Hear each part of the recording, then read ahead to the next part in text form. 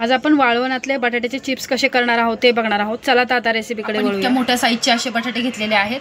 आता मी हे 2 किलो बटाटे घेतलेले आहेत। आपण हे पहिले पूर्ण ह्याचं वरचं साल काढून घेऊया। हे पहा, अशा प्रकारे आपण ह्याचं सगळं साल काढून घेऊया। अशा प्रकारे आपण व्यवस्थित आता ह्याचं वरचं साल काढून घेतलेले आहे। आता आपण हे किसून घेऊया। हे पहा, अशा प्रकारे असे लांब लांब आपण ह्याचे चिप्स काढून घेऊया। आता आपण हे पूर्ण बटाटे सगळे खिसून घेतलेले आहेत। आता आपण हे 2-3 पाण्याने व्यवस्थित धुवून घ्यायचे आहेत।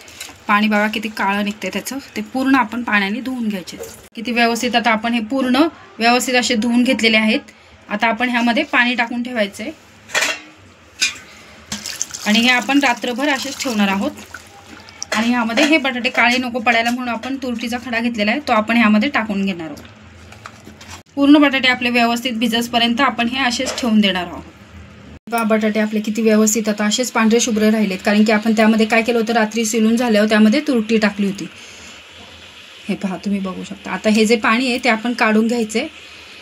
एक पाणी उकळायला ठेवायचे 3 ते 4 तांबे आणि त्यामध्ये मीठ टाकून आपण हे बटाटे उकळून घ्यायचे 5 मिनिटं। पाण्याला आता व्यवस्थित उकळी आलेली आहे। आता आपण हे जे बटाटे शिलून घेतले होते ते आपण ह्यामध्ये टाकून घेऊया। हे फक्त 5 मिनिटच टाकायचे, कारण की ते शिजलेले बटाटे असतात ते खूप पातळ असतात, लगेच शिजून जातात। आपण ह्यामध्ये चवीनुसार मीठ टाकणार आहोत।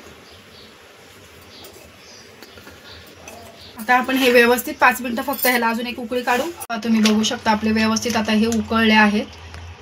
आता आपण हे काढून घेऊया।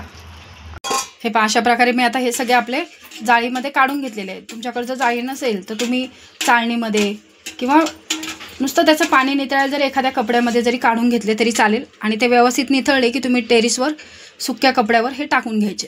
हे पहा, आता आपण टेरेसवर आलेलो आहोत।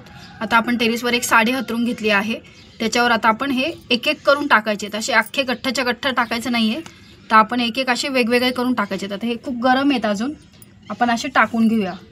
हे पहा, तुम्ही बघू शकता। आता आपण असे वेगवेगळे टाकून घेऊया हे चिप्स सगळे।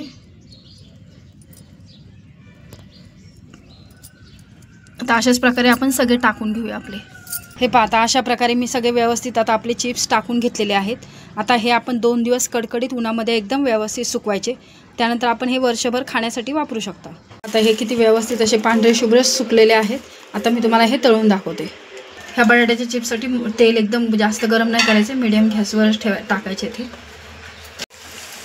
हे पहा, तुम्ही बघू शकता किती व्यवस्थित हे असे आपले फुलले आहेत आणि पांढरे शुभ्र एकदम व्यवस्थित निघत आहेत। पहा, तुम्ही बघू शकता किती व्यवस्थित झालेले आहेत आपले। आणि बघा तुम्ही हे चावलं,